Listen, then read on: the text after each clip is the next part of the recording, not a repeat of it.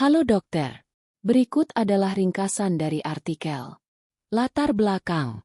Oral submucous fibrosis, OSF, adalah penyakit fibrotik kronis dan progresif yang mempengaruhi mukosa mulut, ditandai dengan deposisi berlebihan dari matriks ekstraseluler, ECM, yang menyebabkan sklerosis jaringan dan risiko tinggi transformasi ganas menjadi kanker mulut. Meskipun penelitian terus dilakukan, belum ada pengobatan antifibrotik yang disetujui secara khusus, terutama karena mekanisme fibrosis yang kompleks dan belum sepenuhnya dipahami.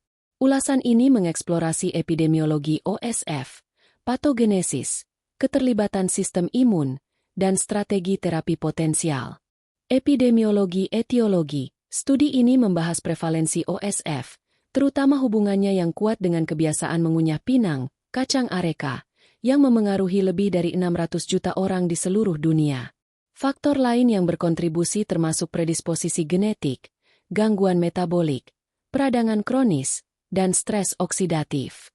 Patogenesis. Studi ini mengidentifikasi mekanisme patologis utama, termasuk aktivasi fibroblast dan deposisi kolagen yang berlebihan, kerusakan epitel yang menyebabkan transisi epitel mesenkimal, EMT, kelainan mikrovaskular dan disfungsi endotel, respons imun yang tidak teratur, dengan peran makrofag, sel T, dan sitokin inflamasi, stres oksidatif, penuaan seluler, senescence, dan autophagy yang berkontribusi pada perkembangan fibrosis.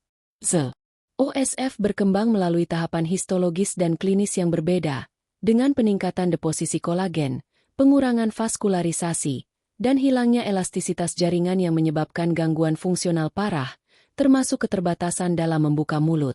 Studi ini juga menyoroti biomarker baru untuk diagnosis OSF, seperti ketidakseimbangan unsur mikro, profil sitokin, dan penanda stres oksidatif, yang dapat membantu menilai perkembangan penyakit dan risiko keganasan.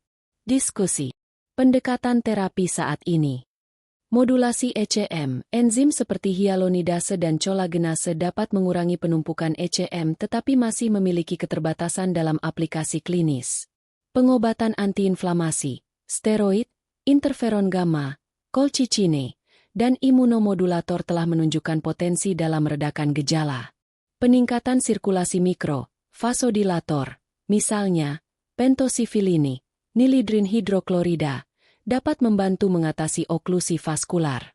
Senyawa alami antioksidan, likopen, kurkumin, dan tansin memiliki efek antifibrotik.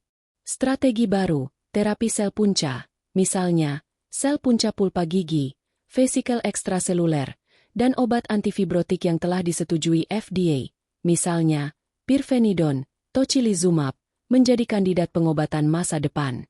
Transformasi maligna. OSF memiliki risiko 3 hingga 10% untuk berkembang menjadi kanker mulut. Perubahan genetik, misalnya, reaktivasi telomerase, ketidakstabilan kromosom, dan lingkungan mikro yang imunosupresif berkontribusi pada perkembangan kanker. Peningkatan kekakuan jaringan, displasia epitel, dan kelainan sel punca mendorong keganasan pada OSF. Kesimpulan. OSF tetap menjadi masalah kesehatan yang signifikan karena sifatnya yang progresif dan risiko kanker yang tinggi. Pengobatan saat ini lebih berfokus pada manajemen gejala daripada pembalikan penyakit menjadi keadaan normal. Penelitian di masa depan harus memprioritaskan terapi antifibrotik yang ditargetkan, modulasi sistem imun, dan biomarker diagnostik dini untuk meningkatkan hasil klinis pasien. Terima kasih. Boleh like, share, dan subscribe untuk membantu channel kami. Sampai jumpa pada video selanjutnya.